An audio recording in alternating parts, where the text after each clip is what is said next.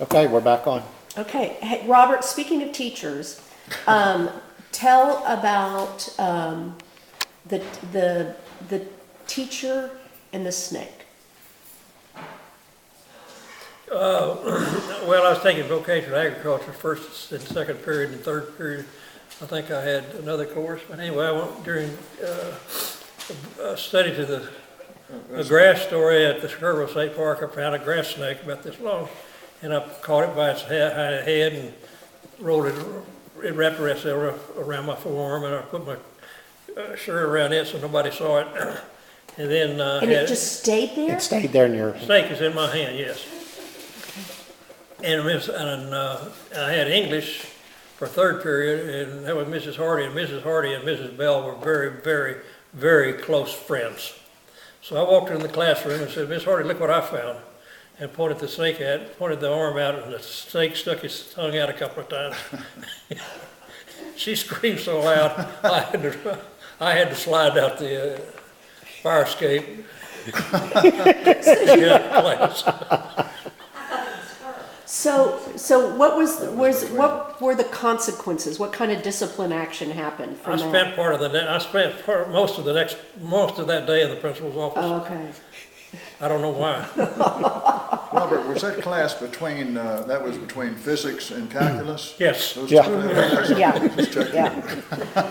Okay, so now share about your taste in music and the Bluebonnet Hotel in downtown Kerrville. Your taste in music. My taste of music, Taste in music, like the music at the Bluebonnet Hotel. the top of the Bluebonnet Hotel during the Christmas season played Christmas carols. And they were not very good in shape to start with. So we wanted to see if we could jazz it up. So I walked up to the top of the Bluebonnet and saw how the situation was and how the recorder was and the speakers were. And I went home and talked to some other people and got a rock and roll record. A record, like A record, yeah, an it was album? a record player. Okay. I got one playing rock and roll. So I had to go up there and they had 4 or 5 albums as they were playing at a time. So I had to go in there and take one off and have 2 or 3 playing before make my alibi good. I had to have some other songs going. Then when I was outside, I was talking to the policeman when to the rock and roll. Whom he knew well. So you're telling me it's December and the Bluebonnet Hotel has set the tone with this beautiful Christmas music all out. Was this outside or within the hotel? All outside Kerrville. Outside Kerrville. This Downtown beautiful, Kerrville. silent night, holy night, Joy joy to the world, Amazing away to Grace.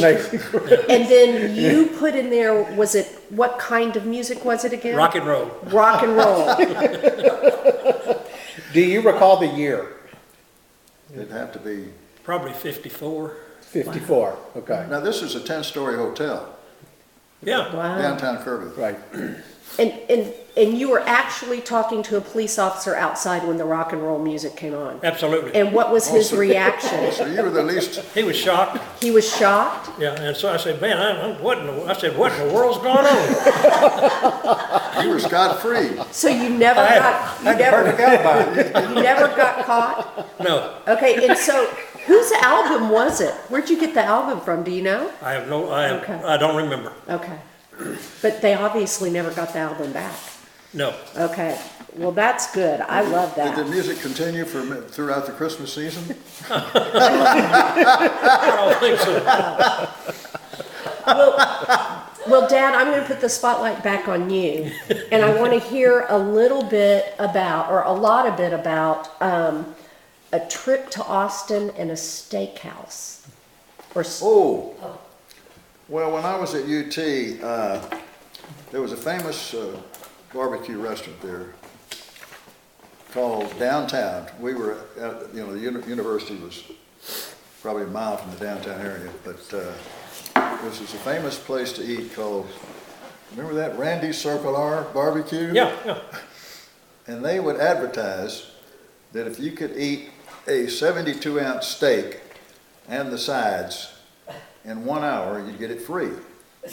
Otherwise, you have to pay $75. Whoa. So That's a lot of money So- back then. How big is 72 ounces? I mean, it's like a roast. Wow. It's like a roast. So we fasted 2 or 3 days. My friend Ned Morris was with me. We fasted.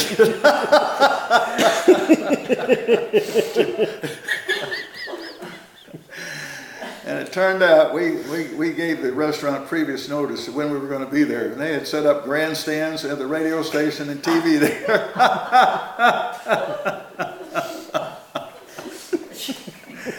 And I had no other choice but eat the whole thing because I didn't have any money. So I made about 6 trips to the restroom to unload my plate. I mean, no human alive could eat that huge roast. But they had cheering from the grandstands, and a bite-by-bite announcer over the radio was telling what's going on, and the TV was there. I mean, it was A big deal. it was a big deal. It was known all over town. And sure enough, after about just short of an hour, I'd finished everything. And I didn't eat for about a week almost after that. But I mean, it drew a crowd, I'll put it that way. And not only from the university area, but there were people from downtown that stopped in, had heard about it, it was advertised, and had, like I say, grandstands and people cheering each bite. So did Randy Ned, Circle R. did Ned Morris eat his? Yes, he did. He did? Yeah. Okay. Okay, well, speaking of Ned Morris, And Ned will know about that. Yeah. Next time you ask him, he'll know about it. Speaking of Ned Morris, I'd like you to share his story and how you helped him graduate from college. Well, okay.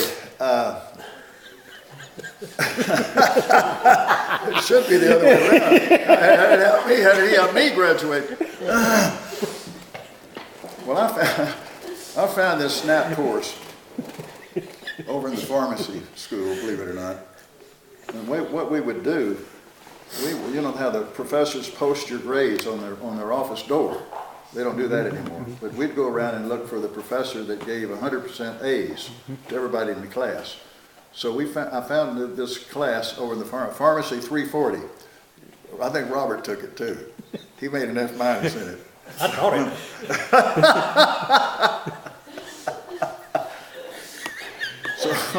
So I said, Ned, just take this course. If you need an A to graduate, I'll guarantee you an A. Because I know the professor, I've been washing his car for months. And I said, you guarantee, don't worry about it. And, but he needed an A to graduate. And he was pre-law, I think. And so at the end of the course, everybody got an A, but he got a B. So I said, Ned, and that was keeping him from graduating. He needed an A for the grade point average. And they were told he wouldn't graduate, and he was telling me about it. And I said, Ned, don't worry. I'll go talk to the teacher, Dr. Gidley. Do you remember him? I'll go talk to he used to be the dean of the pharmacy school, believe it or not. I said, I'll go talk to him. He's a nice guy, and I'll try to get him to change it. I mean, they don't change it over, that easily, but I'll give it the old college try. So I went over to see him at his office and told him Ned's situation. He needed it to graduate. If he didn't get an A in this course, he's going to have to come back for a whole other semester. It's going to cost him a lot of money and a lot of time and energy just for 3 grade points. And he said, okay, I'll change it. So he changed it to an A, and I told Ned, and he went ahead and graduated. Wow. That is unbelievable. That is Wow. unbelievable. That is unbelievable. Now, there's another thing that would never happen in today's world.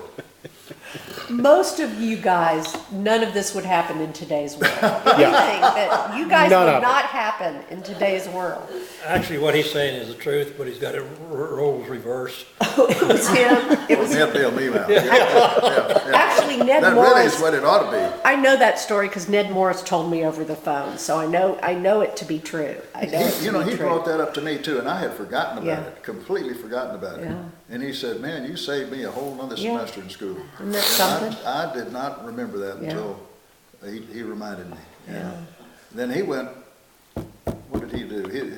He went on to law school after that. He was a long-time district attorney in Harris County in Houston. Ned is a district attorney. Can you believe that? Wow. Well, yeah, he knows all the tricks.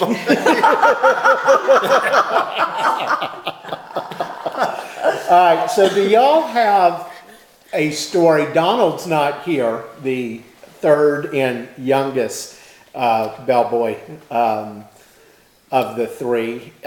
He's not here to defend himself, but is there perhaps a story with Donald that you could share?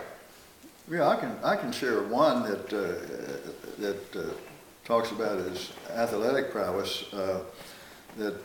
He was on the same football team with Pinky Brown, which was how many years behind us was he?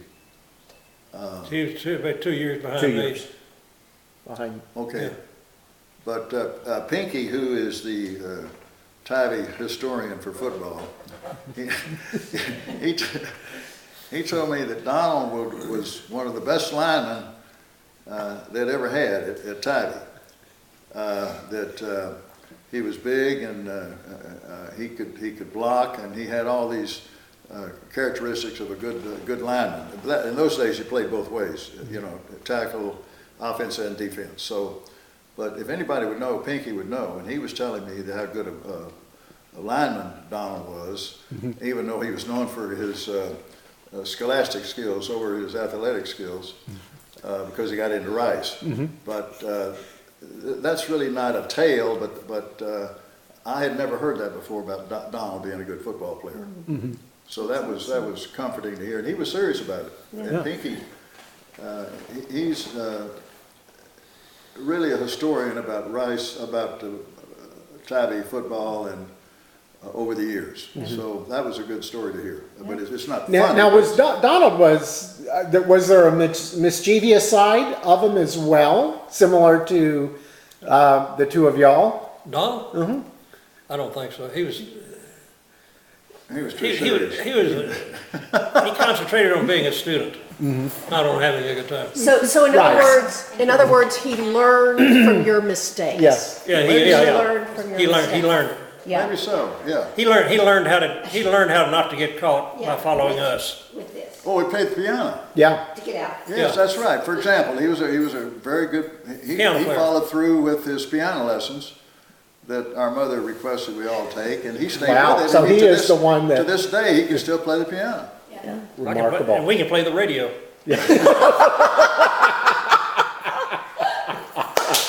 Hey, I'll tell you, Yeah. I'll tell you a story I can tell you from us living in Houston. I'll never forget, back then, boxing was a great sport. In the, what would that be, in the 30s or the 40s? I thought that was wrestling. No, boxing. And we would gather around the radio and listen. Our father, he was really a boxing fan too, believe it or not. I Granddaddy think Bell. a lot of people were in those Yeah, days. yeah. And we would gather around the radio and listen to these world championship Joe Louis fights on Boxing the radio, matches. boxing. Yeah. Wow.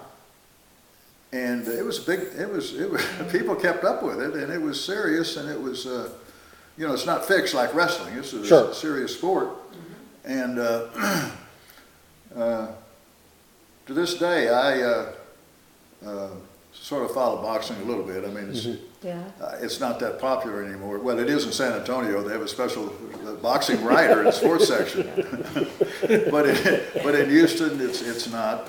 I don't think. But that was something I remembered, that we would gather around this radio and listen to a blow-by-blow description of Joe Louis fighting somebody. You all know who Joe Louis is. Yes. Yeah. from, Now, speaking of Houston, Robert, can you tell the story of when Granddaddy was off at war and Mother Bell didn't like the house she was in? So she did something, do you remember this story? yeah, he'll remember that. Actually, Where uh, yes. we lived in a bungalow, which is a one-story house, and I don't know, it probably had 3 bedrooms in it. And the house next door to it was a 2-story, and it probably had 7 or 8 bedrooms in it. And Mother made a swap from our house to the small house to the large house. And the people in the large house, they were just a couple, and they took that and So they just swapped houses? Did they Yeah, do they it swapped- legal? Did they do it We don't legal? know. What about, we don't know I don't know what the document- finances We were, don't know the but, financial part of it. I don't know but how the that- moving part, you know, we just hauled your stuff out of here and put it in the front yard here and move it later. That's probably, and there was an article in the paper Wow. about that. I Really? didn't, I vaguely remember an article in the paper about But that. the use Because of it was so paper? unusual, Yeah. that we had traded houses and it worked out fine and, I don't know, maybe Mother sent the article in, I don't know, Yeah. probably did. probably Yeah, did. that sounds like Grandma Bell. Do you guys remember much about Granddaddy Bell being off to war? Any stories from that, or just what that was like, having a dad off at war? We still have some emails that they would write, not emails. Emails, letters, What are they yeah. called? Victory letters, what are they called? telegram? Kinda like telegraph, but it's, I don't, I actually think I have those. V-mails, or V-mails, maybe that's it. yeah, the I've email. got them. That I've she got them sent in a back, bag. Yeah, that he wrote to her and Yeah. vice versa. Yeah. But did How you, long was he off at war, do y'all recall? Oh, 2 or 3 years, I'd say 3 or 4 years. 3 or 4. I think he joined in 42, and when was the war over? 46? Yeah. Wow. He went in as a commissioned officer. I don't know what his rank was, but He went in as a captain, and he came out as a private. no, he came out as a lieutenant colonel. Lieutenant Colonel. wow. No, if we'd have gone in as a captain, we'd come back as a private first class. Yeah, yeah. All right, so Kicked us out. So Wilma, your sister, the only daughter, how And much? the eldest. And the eldest, that's right. How much, she was how many years older than you, Arthur? She was 2 or 3 years older than I am, I think. And we were we were not close because of that. She was off in college when we moved to Kerrville, so we didn't really see a whole lot of her. I don't know, Robert, what do you think? I agree with everything you say. Can you share a story maybe of, with her, maybe perhaps the time that she got married to Uncle Eddie? There was a story that I recall about a fishing trip when Wilma and Eddie were married. They came back, and I believe the Bell brothers were at home, and y'all made a decision to go fishing up on the Guadalupe. And apparently, from what I recall, the fishing was really good, and it was tough to get back. And there was a price to pay from I believe, Grandmother Bell at the house for being so late for dinner. Do you recall that story? I would not deny it. Wait, what'd you say? I would not deny it. Yeah, it seemed like, what was the guy's name that lived across the street from us? He was, Lee. He was a retired judge. And they had a place up on the upper Guadalupe on the, I think on the North Fork. Mm-hmm. And we used to go up there and go fishing. And see, and we probably did overstay our limitation. Well, the fish were biting so good, Yeah, that's hard to leave. that's right. So what would Grandmother Bell do when you would be late? Make us wash the dishes. Clean up the kitchen. Yeah. That's not too bad. No, Okay, well, what about, I'd like to hear the mule story and Shriners. Well, Well, I can tell you about that. Wait a minute, Robert, do you know this story? No, I don't know, sir. No, Robert didn't go to Shriner, I don't. So this is your story? Yeah. Okay. This is new to me. Okay. It's new. Well, it was a donkey story, really. We, A donkey. One night, we got a donkey and, Who's we? Who's we, and tell us, how did you get the donkey, Yeah. Arthur? Earl Kilgore, Jack Nelson. Jack Nelson, Chester Bradley, C.A. Rundell. I mean, not to name names, but The whole goal was to put a donkey in the dean's office. And the dean's office was located in the administration building. You don't think they dosed it?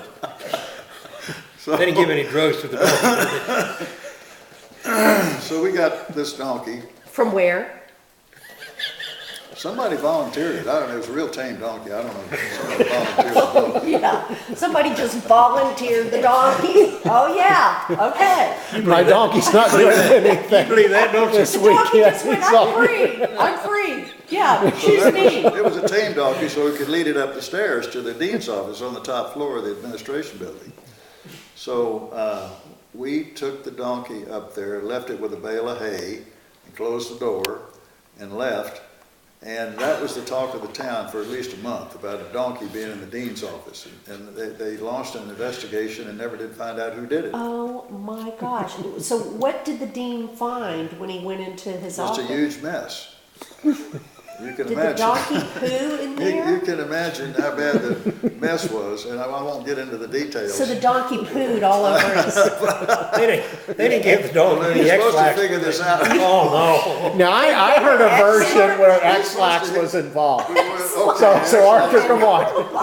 Don't hold anything back on Look, us. you're supposed to use your imagination. I don't want to get too graphic. you here. gave the donkey Obviously. You gave- X-Lax. Look, you can put a donkey in anywhere without any X-lax or anything else, and it's going to be a mess.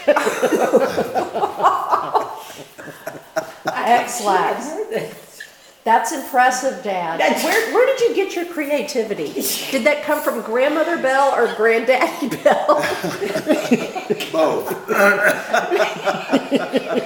But that's the story of the donkey in the dean's office.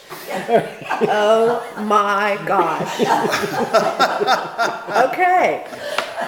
Well, let me ask you, probably in conclusion, And yeah, we use 4 gallons of X-lax. I want you to think about, you guys, believe it or not, whether you recognize it or not, you have a rich history of tradition. Your mother was the one who started the Bell reunion. And I don't even know what year the first reunion was, but she actually started this Well, let's tradition. try to guess if we can pin that down. When did they move? I'd say, when did the last person move away from home? And it was probably after that. well, that'd be Donald. After Donald left, 3 or 4 years later, that's probably when they started. would be. Was it before you guys all got married? Or was it once you all were all married? I guess we were all married, that's true. Well, Donald may not have been married. I don't know if we were or not. So this reunion did y'all attend reunions as children for either side, the mother or father side of the family? No. Okay. No. So she started She this started, one. Yeah, Grandmother Bell. she started. Grandmother Bell. And go ahead. Maybe the 70s, early 70s, late 60s? Yeah. The earliest ones I remember going to were in a hotel on Sidney Baker Street, either the Yes. Holiday Inn. Yes. Or the TikTok Club, or the, one of those hotels. And I'm going to The say, first one I remember used to be the Holiday Inn. yes. It's now steak and spend the night for $30 or something. Really? Yeah, there's Really? a sign out there where they Really? sell a steak and you spend the night for $30. Is that on Fredericksburg Road? It is, yeah, right on the way out. And they had this pole, and they had this little bridge. And I remember as Yeah, a the kid, bridge. we would jump off the bridge. Right. Not Well, they had supposed a to, great but we would diving jump. board. They had, but with a ton of spring in it. We would dive. We would That spring was into the real high hills. and do crazy. I That don't was rem- into the hills? That was into the hills. Yeah. I think with the big, tall diving boards. Maybe that was it. I don't know. Yeah. But I do remember late sixties is what You I'm remember late thinking. 60s, I'm okay. thinking late sixties. I'm trying to remember how old I was, and I would have been 10 in 68. Okay. So I'm thinking around then. Around- is when these okay. started. And they've always been like every other year? Or were they every I year? think she was doing it every year. Every Every year. year. And then we went to every other year. So, well, One in thing this, I remember about that motel, I saw it out there recently, and I drove around just to see how much business they were doing, how many cars were parked there. And one observation I made, every car there had a dent in it. Every single one. well, since we know Grandmother Bell was so steeped in tradition and history, she loved history, and she loved the thought of leaving a legacy. That was really important to her, leaving a legacy. And you know, when we think about our family and how it's grown, we recognize that right now there are only 2 young men who still carry the name Bell and will carry it on forward to their families. In our family, there are only 2 young men who have the last name Bell right now. So, Which would be, Hayden, Hayden Bell and Luke. Luke Bell. And so, my question to you guys is, should they? what is a tradition that you would like these 2 young Bell boys to carry forward? What is something that you would love to see continued on? Well, first off, you guys could, if anything happened to Robert or I, or even Donna, you guys could continue the reunions. Definitely, Up to X number of years. yeah. And then you could sort of slowly transition into having them continue it, hopefully. Right, Yeah, yeah, we'd like to, yeah, I think it's a great thing. yeah. Robert, is there anything? I think y'all have pretty well covered it. Okay. what about any life lessons to them? Any advice you could pass down to them as, Just enjoy life and have fun and smile, laugh a lot, okay? laugh a Robert? lot. Keep on sneaking in the cabaret club. Laughing is like internal. How about everything is negotiable? Yeah, yeah, there you go. Everything is Everything. very good. Yeah. Well, Jeff, can you think of anything else? Did- Can you guys? Let's think of pause for a anything? second. Did we cover any? We're gonna pause. all the